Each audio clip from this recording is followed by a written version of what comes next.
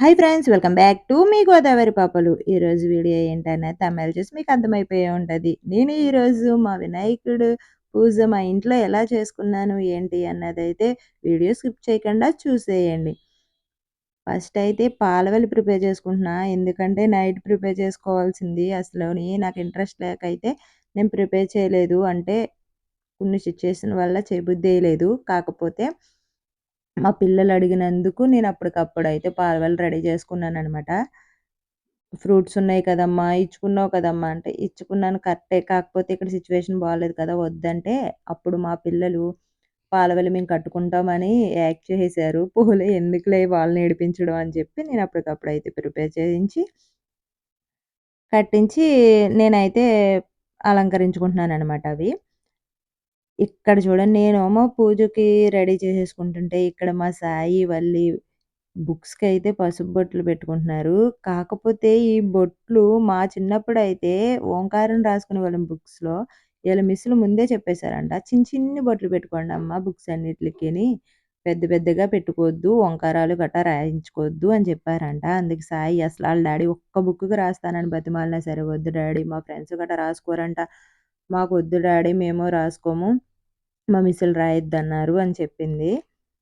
అందుకని చెప్పి అలా చిన్న చిన్న బొట్లయితే పెట్టుకుంటున్నారు. ఇక్కడ నేనైతే వినాయకునికి ధాన్యం పోసేసి, వినాయకుడి పీట పెట్టేసుకొని వినాయకుడినైతే పెట్టేస్తాననమాట. నేనిలా రెడీ చేసుకొని నేను పూజ స్టార్ట్ చేసుకున్నాను. నేనైతే అన్నీ రెడీ చేసుకొని పూజ అయితే స్టార్ట్ చేసుకుందాం అనుకుంటున్నా. ఇక్కడ చూడండి జాజులు, విరజాజులు కలిపి కట్టానని ముందు వీడియోలో చెప్పాను కదా! అది ఎలా ఎయ్యాలో తెలియట్లేదు. చాలా సేపు ఆలోచించి అప్పుడైతే ఇంక చుట్టూరు పెట్టేశాను. ఎందుకంటే వేయడానికి వినాయకుడికి కుదరట్లేదసలు. మామూలుగా పెట్టేసి దీపారాధన చేసేసుకొని నేనైతే పూజ అయితే స్టార్ట్ చేసుకున్నాననమాట.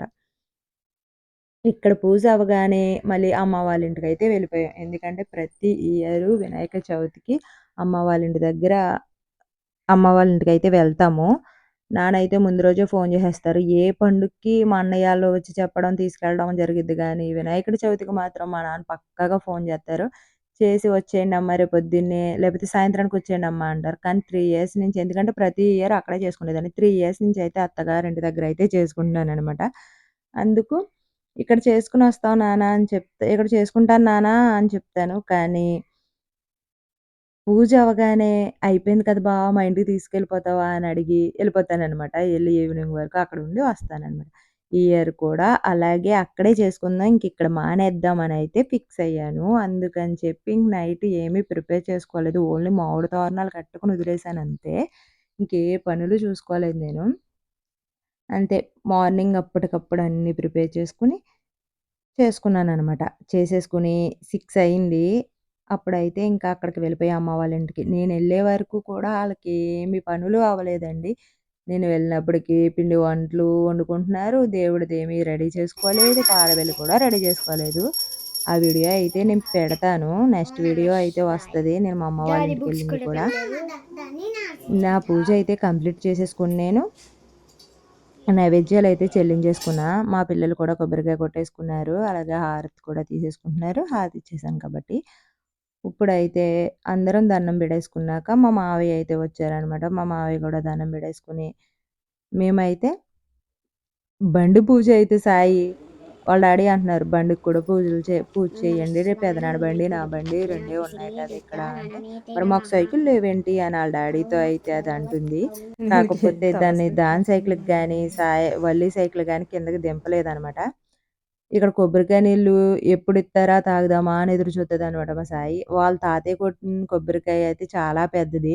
అదేమైందంటే ఒక్క గ్లాస్ నిండా వచ్చేసినియి. మేము కొట్టిన నీళ్ళు తాగేసింది. మళ్ళీ ఆళ్ళ తాతయ్య కొట్టగానే నాకిచ్చేయి అమ్మ, నాకిచ్చేయి అమ్మ అని అయి కూడా తాగేసిందనమాట. అంత ఇష్టం కొబ్బరికాయ నీళ్ళంటే.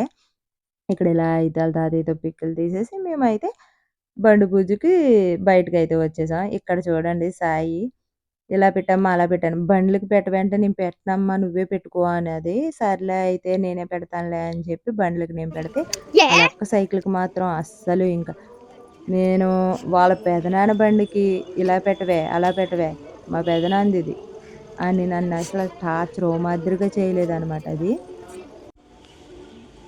నేను ఇలా బొట్లు పెడుతుంటే అది చూడండి కొద్ది కొద్దిగా పట్టుకెళ్ళి ఆ సైకిల్‌కి వామేస్తుంది ఆళ్ళ అక్కది. మొత్తం ఆళ్ళ అక్క సైకిల్ సీటుకి కూడా వామేసిందనమాట పసుపు, కుంకుమ.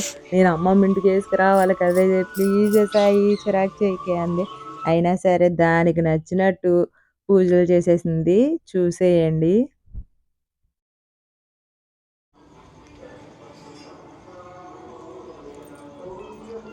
ఇప్పుడేది సాయి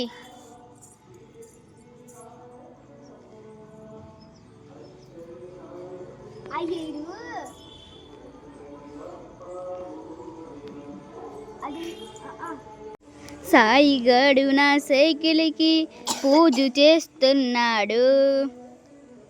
అక్షింతలు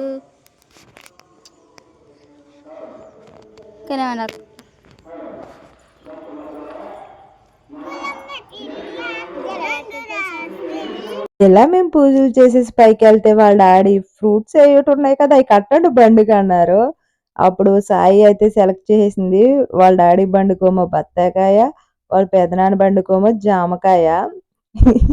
వీడియో నచ్చితే like and share, subscribe. Bye friends.